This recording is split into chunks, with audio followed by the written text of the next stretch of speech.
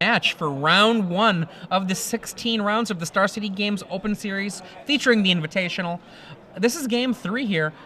Is it Jonathan Job or Jonathan Job? Jonathan Job. Jonathan Job. I know here. John pretty well. I stayed with him at Grand Prix Houston. He is playing Naya mid-range. He is a Legacy Open champion. But the gentleman on the left, that people are going to be, they are going to become intimately familiar with Sam Pardee. He was the runner-up of Grand Prix Toronto with Malaria Pod in Modern, losing to Willie Edel and his Jund deck. He plays a ton online, SMD Stir on Magic Online. This is a young player, a very capable player. He has no bites in this tournament. I've played against him a lot on Moto. He is Magic Online. A very, very good Magic player. He is young. You are going to know who this person is in the future as we see a Borderland Ranger here from John. Very impressive finish this last weekend in Grand Prix Toronto with Malaria Pod. He even said in his player profile, he's played over 1,000 matches with that deck. I've played against him quite a bit when I was testing Modern for the Pro Tour. He's very adept at that deck. I wouldn't be surprised to see how good he is here with blue, white, red mid-range as well. Now, Adrian, I know that you have John's deck list in front of you. We see it say Naya mid-range on the screen. Anything kind of strange or out of place? Or, it's our pretty typical Naya mid-range deck. I mean, this looks to me to be basically pretty straightforward. Garruk Primal Hunter in the main is one of the more unusual choices, and I have to say I love it. If you're in a Thragtusk fight, there are few cards that bust open a Thragtusk fight more than Garruk Primal Hunter. One of the reasons, both sides, making beasts, well, that's what a Thragtusk does when it dies, and a lot of things happen to die when you're fighting Thragtusk v Thragtusk. But then just going like, I'll draw 5 cards. How about 6 cards? Something like that. As we're going to see a Triumph of Ferocity here on the second main phase for John. Triumph, as you guys can see on the screen, being a red keep, draw a card if you control the creature with the greatest power, which Jonathan no longer does because you see a main phase Restoration here. Restoration Angel, from Sam. Now, if John can get that off the board, he'll be able to draw the card, but I'm not sure that he's going to be able to. He does have a Selesnya Charm, so he could get a little crafty and make his guy into a 4/4. Seems like a lot of effort. Just to get himself an extra card. I mean, it does also let him attack. That's fair, okay. And that's exactly what we're going to see. And we see the draw from the trigger, which he did not forget. Yep. I wonder if Sam would have reminded him, should he have forgotten. Seems unlikely. As we're going to see the draw from the turn as well. John's going to play Kessig Wolfrun. You're going to see him coming across with a 4/4 Borderland Ranger, not a 2/2, for those of you guys just tuning in. Also, for you just tuning in, I'm Adrian Sullivan here with Cedric Phillips. Join us on Twitter. That's at SCG Live, hashtag SCGInvi. And a pass after the attack for 4 goes back to Sam Pardee. Now, looking at Sam's deck list as they are going to continue play here, he is playing blue, white, red mid-range. He is without Thundermaw Hellkite. He does have Geist of St. Trapp, Snapcaster, and Restoration Angel as 4 ofs. And then you're going to find his spell suite. He's got 4 Dark Scour, 4 Pillar of Flame. One card that you will find interesting here is he has 3 copies of Counterflux, no copies of Dissipate.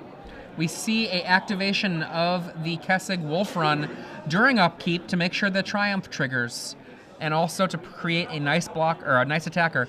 And during that turn, the 2 draws, I saw Sigarda show up. There's only one card, one copy of Sigarda in the sideboard. That's a really difficult card to deal with.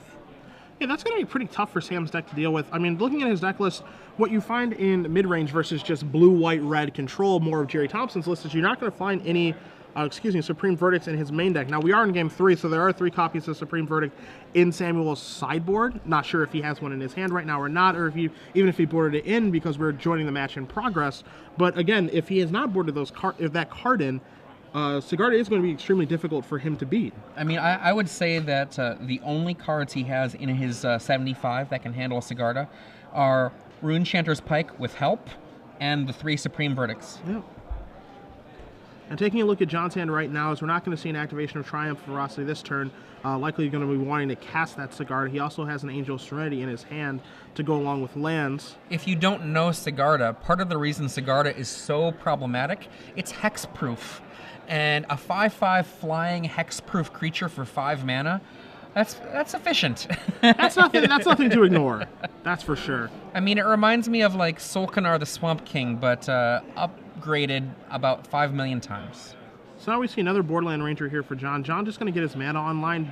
And I mean, he does have a Kessig Wolfrun in play as well, so he does have a nice mana sink to go along with his Sigarda and his Angel of Serenity.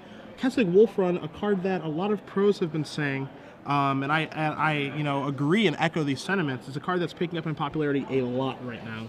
And the main reason for that is its ability to chase down a Sphinx's Revelation. Yeah. Now, one of the reasons that Jonathan is likely slowing... boom, there's the Sigarda. Do you have Counterflux? And I would be surprised if he had left Counterflux in after sideboard. I agree, but Patrick Chapin did it, so... Yeah, so it could be fine, but we do see Sigarda on the screen for you guys. Flying Hexproof, 5/5 for 5 mana. In comes Restoration Angel, and this is a snap block if I've ever seen one. And then we're going to see a Verdict, I believe. Or we're going to see Sad Times for Sam Pardee. Uh-oh. Oh, okay, so boy. we see a Thought Scour here. There's a Revelation and a Snapcaster to the grave. Is there a Verdict? Draw step. It was either a Glacial Fortress or an Azorius Charm. We see a Glacial Fortress here, so that may have been what it is. Verdict? And we are going to see Supreme Verdict. Boom. And now Jonathan, this whole time, has been drawing cards. I believe he's drawn 3 cards off of his Triumph of Ferocity. So even though that Verdict did kill 3 cards, remember that Sam tossed away a card too. So unless John is empty of creatures here, I think that we're going to see yet more Triumph of Ferocity fuel filling Jonathan up. And we know that John does have an Angel Serenity in his hand. His draw step for this turn was a Thragtusk. So we are going to see Thragtusk cast here for John. Going to resolve, bring him up to 19. I mean, this is kind of the way that he wants the game to go against this opposing mid-range deck. You know, kind of bait out the Wraths and then get full value with Angel Serenity. Yeah. Sam Pardee basically absolutely needs to Sphinx's Revelation or he's going to be buried by that Triumph of Ferocity. And one of the things, I mean, I definitely agree with you that Sphinx's Revelation is a way that Sam can get caught up in this game. But again, one of the reasons that Kessig Wolfrun is such a powerful card is its ability to chase Sphinx's Revelation down. Yep. Yet you can't keep up with the cards, of course, because Kessig Wolfrun doesn't draw any cards. It would be the best land ever. But you can keep up with the life gain and basically chase them down with the life gain that they draw. Excuse me, with the life gain that they gain. Can't keep up with the cards, but Wolfrun is one heck of a card at doing a lot of damage. As we do see a Cavern of Souls, I'm going to assume it's going to be naming Angel for this wonderful old beast that's going to be coming down this turn. Boom. And by beast, figuratively speaking, yes, it's a beast in the sense that it's going to bring back, well, not bring back, it's going to exile from the graveyard several cards here for Jonathan. And should that Angel leave play, the Angel will bring with it all of those cards back to Jonathan's hand. It looks like underneath that Angel Serenity, we have a Sigarda, we have a Borderland Ranger, we have an Avacyn's Pilgrim. And there's the Sphinx's Revelation that you talked about from Sam. Pretty clear that he had that in his hand. Now he's got to catch up. Yeah, I mean, the thing is he just did something that's kind of amazing, and he's still on the back foot in a huge way. Yeah, he's facing lethal on the board. And he's facing lethal in multiple ways. Let's say that he's able to take care of that Angel Serenity for whatever reason. Or he's able to, you know, Supreme Verdict this turn. I mean, he still has to deal with the 3/3 beast from Thragtusk, the 3 creatures that are coming back, and the Kessig Wolfrun. Yeah. So is he going to be able to get himself out of this situation? And let's pretend, for the sake of argument, that another Angel of Serenity has managed to find its way into Jonathan's hand. I mean, even if he deals with this Angel, which he just did, then another Angel of Serenity will mean endless creatures for Jonathan. And I mean, like, what's going to happen unless Samuel does something to this beast? Wow. Look at that beast. It's a nice token. Oh, nice token. But unless Samuel does something to that beast, Triumph of Ferocity is going to supply yet another card to Jonathan. I mean, there's only so much you can do when you're a deck like Sam Pardee's. The path to beat this starts to become... get a flyer on the table and Runechanter's Pike the opponent's face. Yeah, for as much damage as fast as you can. Before you die. The interesting thing about this Night mid-range deck, and this is the kind of deck that you play to have a positive black-red zombies matchup, or, you know, red-black, what have you, against those aggressive decks, is that it has some interesting ways to go about winning the mid-range mirrors. As we've said, there's Kessig Wolfrun on the table. There is a Triumph of Ferocity on the table. As we see the token, as we see the token go bye-bye. But it has these different angles of attack. You know, if you're able to, for whatever reason, be able to deal with Kessig Wolfrun through whatever means you're able to deal with it, you know, Ghost Court or what have you, then you have Triumph of Ferocity attacking you in a different angle by letting you draw 2 cards a turn. Thragtusk attacking you from a different angle, making your removal look relatively poor. Angel of Serenity attacking you from an angle if you have to kill this or it's going to kill you, but the creatures it's going to bring back are going to kill you as well. So it's kind of interesting that this Night mid-range deck, a deck that's been picking up in popularity recently, has all these different angles of attack so long as it can get these things online. But wait a second. I heard from a very popular pro player that mid-range was dead. I don't know who said that, but they could be wrong because it's doing well right now. And, you know, honestly, I've been seeing a lot of positive results for decks like this for the last few weeks. Yeah, the mid-range decks have been picking up in popularity and have been enjoying, quite a bit of success. as we're going to see Jonathan cast a Garrick Primal Hunter. And this is, as you said, one of the best ways to break open the mid-range mirror. Oh my god. Like, if you have ever watched Garrick Primal Hunter, whether it's in the Bant decks or in Naya decks or any of those, this card is one of the backbreakers in the mid-range matchups. And primarily what it is about is that the first two modes are absurd. Because if you're in a part where you're grinding, just creating a beast every turn protects the Garrick, and then trades with a Thragtusk or trades with a Thragtusk beast or does any of that. And if you're in a position where you're not grinding, you can usually pick up 5 cards like that and then bust the match open. And you want to talk about angles of attack. Not only does that thing create things to kill you with, it does draw cards, of course. And if you don't kill it, again, it's going to kill you. Yeah. And I feel like that's what a lot of the cards in the Naya mid-range deck do. Be it Huntmaster of the Fells, be it Thragtusk. You know, there's these cards that, like, if you don't kill it, they kill you, but they kind of punish you for killing them, too. And, like, you have to take, like, your turn off to get Garrick Primal Hunter off the board. Yeah, like I think when we saw earlier Brian Kibler playing a green-black Ooze deck, and when I'd been trying to make a mono-green version work, I was running Garrick, but I think I was wrong. I should have just been doing, Deadbeat Goliaths and all that stuff. But here, in this deck, in the Naya mid-range deck, that Garrick Primal Hunter is doing exactly what you want it to be doing. It's just creating huge problems for Samuel here, and I actually think unless Sam gets a Runechanter's Pike that can be lethal before he's dead, this is over. Yeah. I mean, he's really having. I mean, it's almost impossible for now. He's the one playing the blue deck. He's the one playing Sphinx's Revelation. But who's the one actually drawing more cards here and getting more card advantage? And it's like very clearly John. Triumph Ferocity has been just going to work. If he wants to draw cards with Garrick Primal Hunter, he has the option to do that. But I mean, taking a look at his hand right now, we see 2 Restoration Angels, we see a Thragtusk, we see an Avacyn's Pilgrim, and I mean, we still have that Kessig Wolfrun on the table, and he's hitting a land every turn. So I mean, the world is his oyster right now as you see him coming in with the attack. Here they come. Do your worst.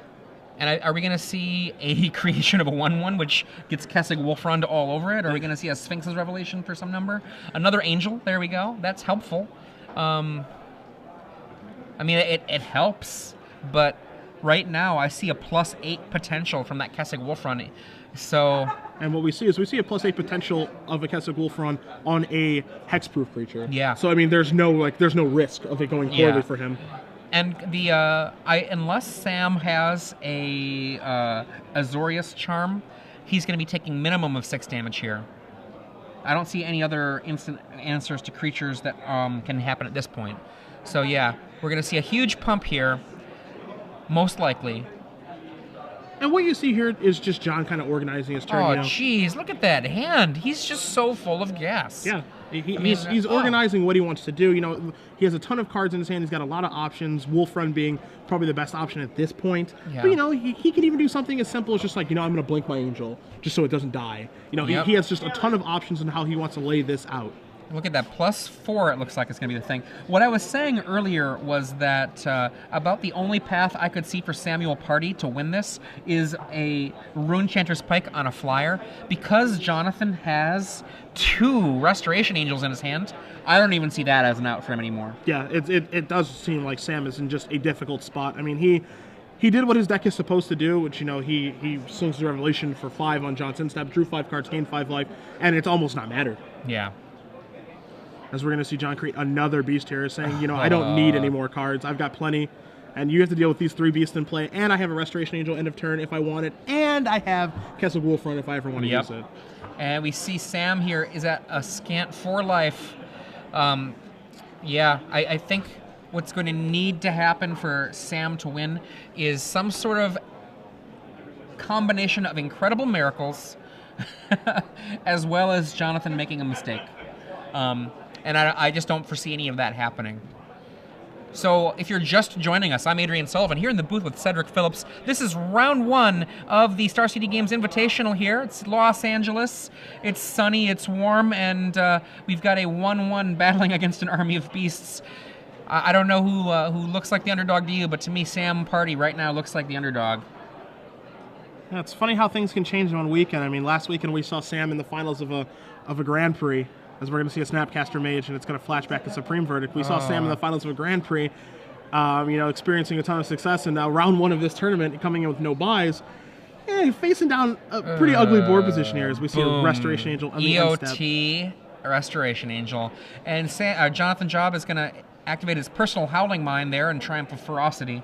And then he could go for it and go for the kill here, or he could just wait a turn and knock Sam to 1. I would actually just do the +1 on the... Just show me that you got it. You got it? Do you have the Azorius Charm? Nope. That's okay, it. there we go. That is that match. And we see a 2-1 victory for Naya midrange. Jonathan Job versus Sam Pardee here. And, I mean... we, I think, saw the power of Triumph of Ferocity. A lot of people ask, well, why not run 4? A part of the reason you don't run 4 Triumph of Ferocity, well, you can get clogged on them. You need to have 1 creature to get the Triumph going. There can be draws where if you're playing a ton of Triumph of Ferocities, you draw a bunch of Triumph of Ferocities, and you don't actually draw like the creatures to go along with it, or you draw the small guys like Avacyn's Pilgrim, and not the relevant creatures. It's a very good sideboard card, especially in this kind of matchup, because, a Sam Pardee's deck, it's a kind of deck that does have some smaller creatures, does some, maneuvering to get those creatures in play, and